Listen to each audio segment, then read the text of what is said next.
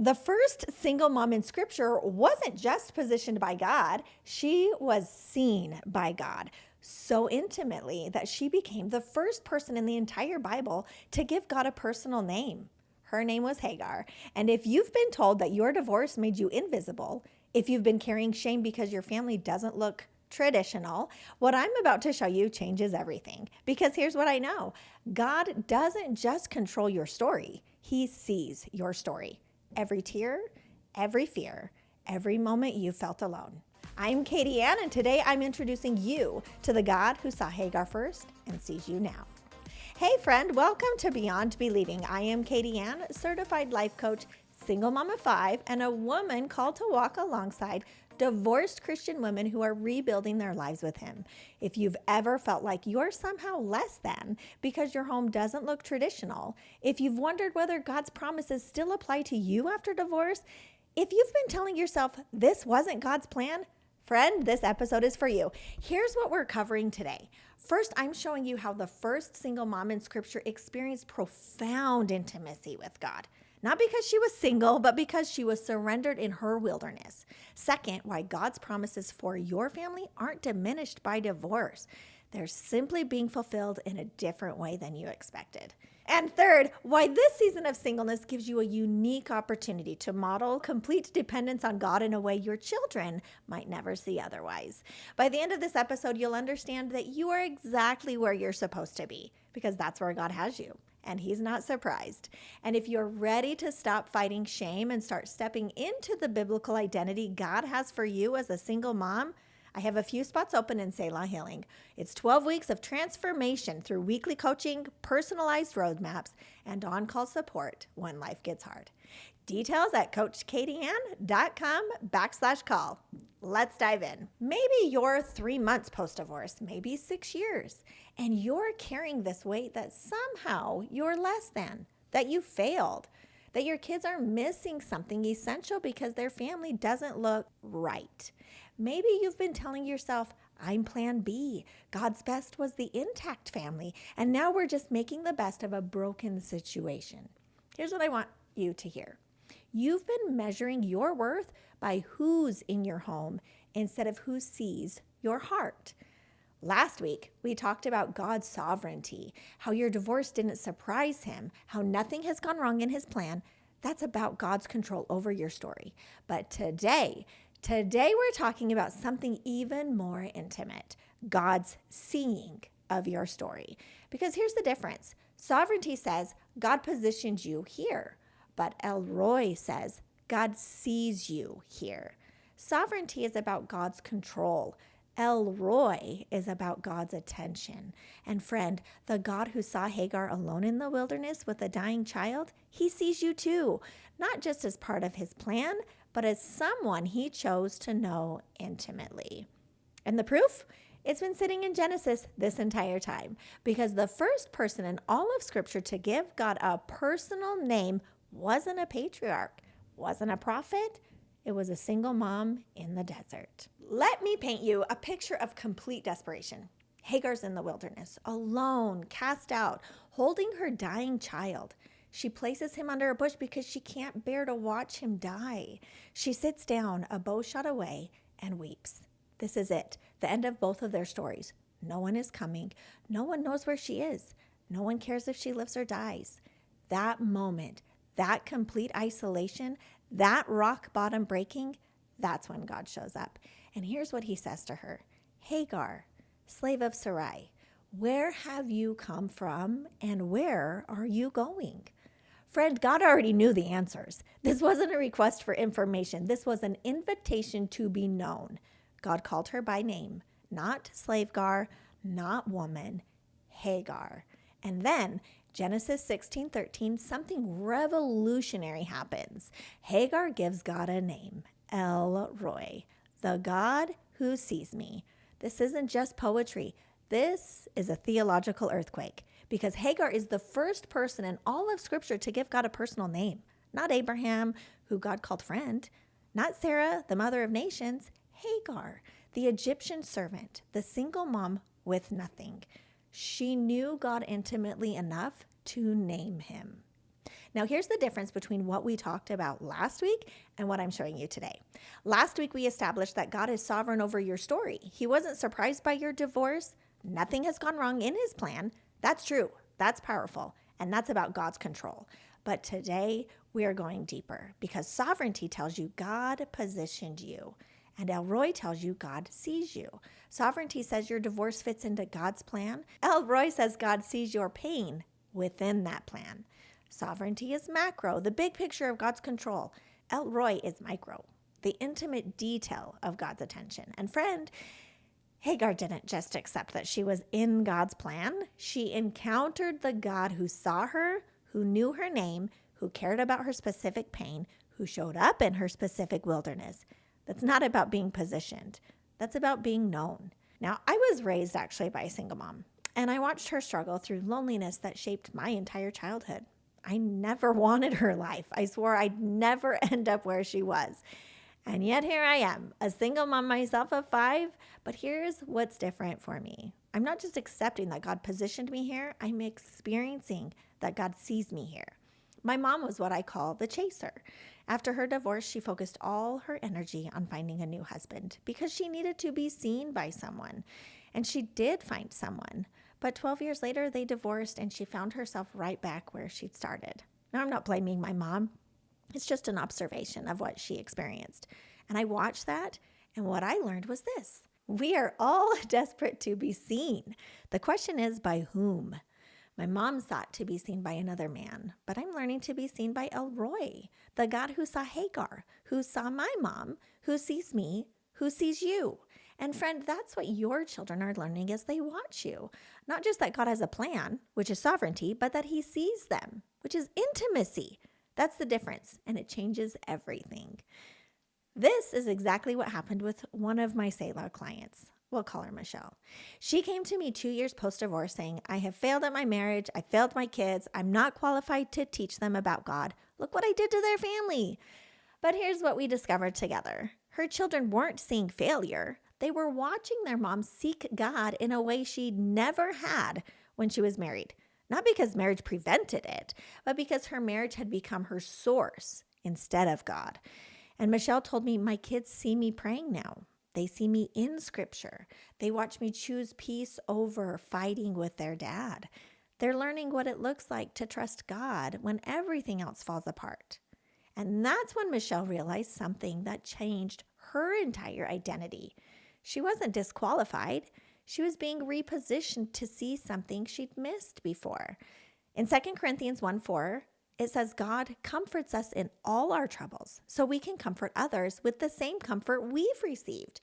Your children aren't just watching you survive divorce, my friend. They are watching you discover what it means to depend fully on God. That's not unique to single moms. That's the call for every believer.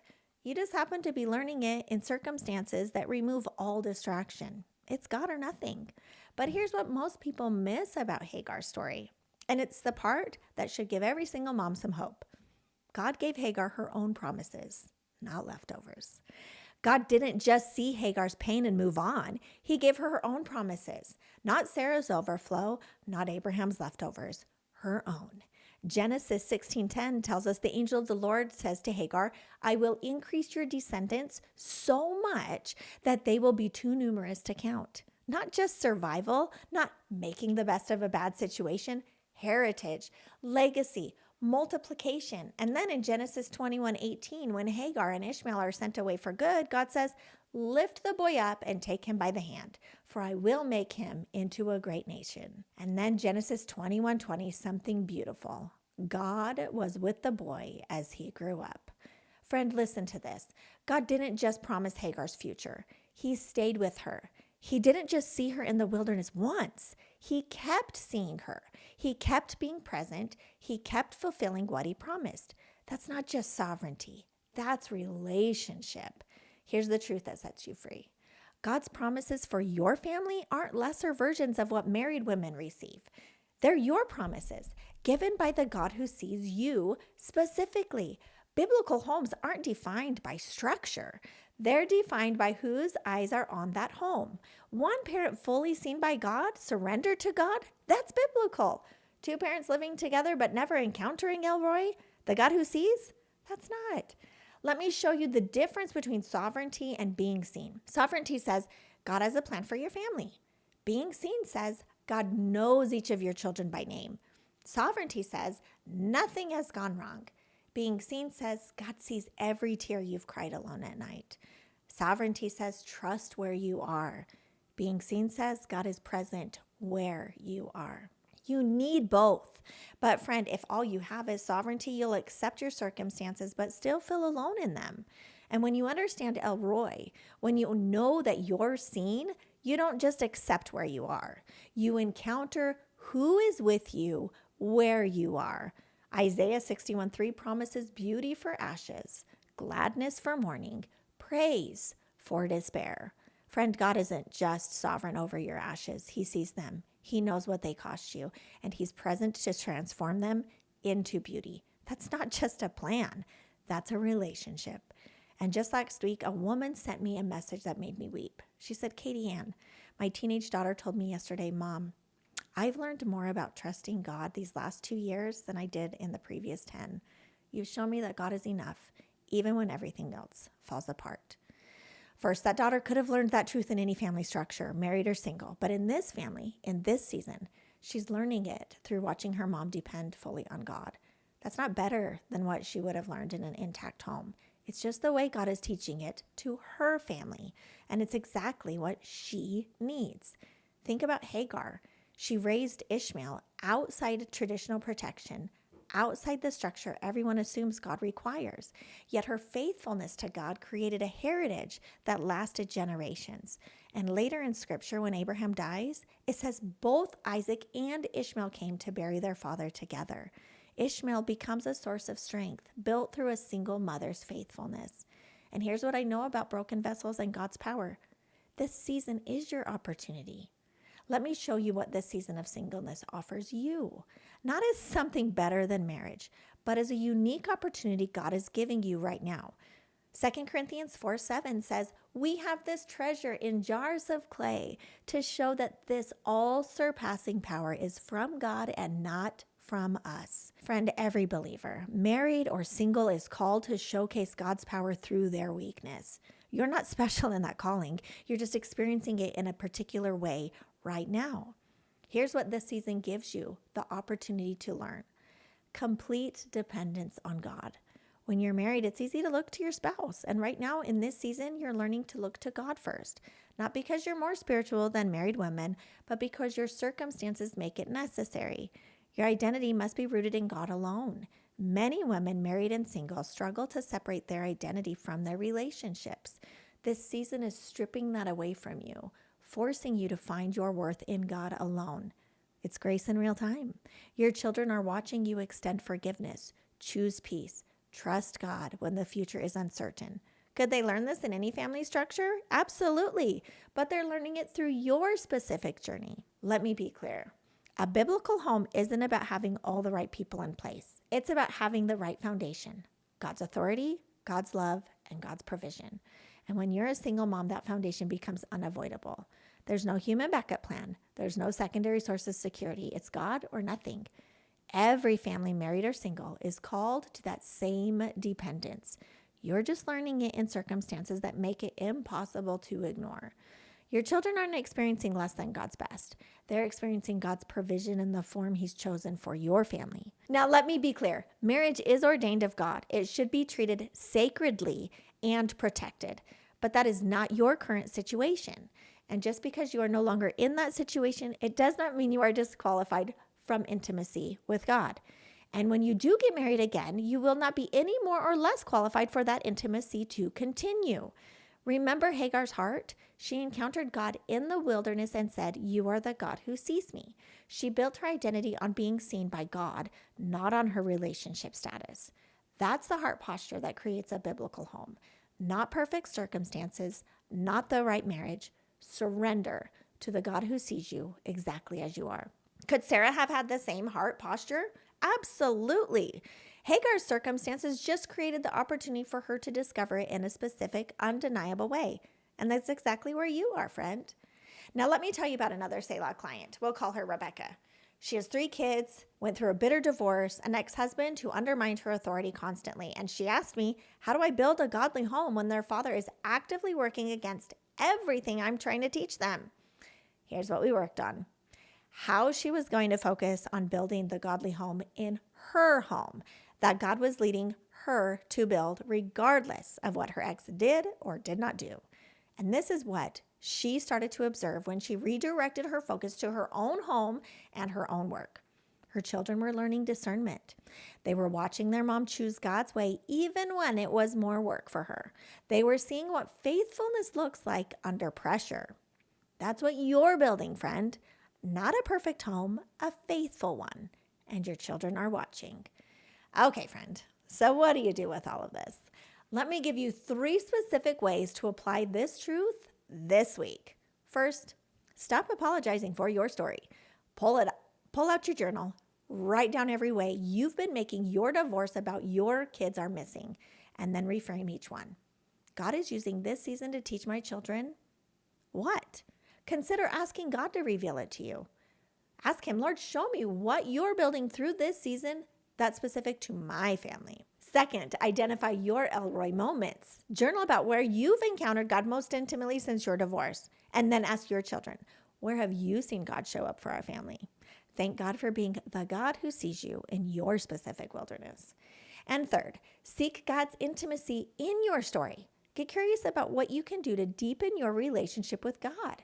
Come to him with every thought, concern, fear, celebration, or anxiety before you share it with anyone else, instead of holding it quietly like it doesn't exist.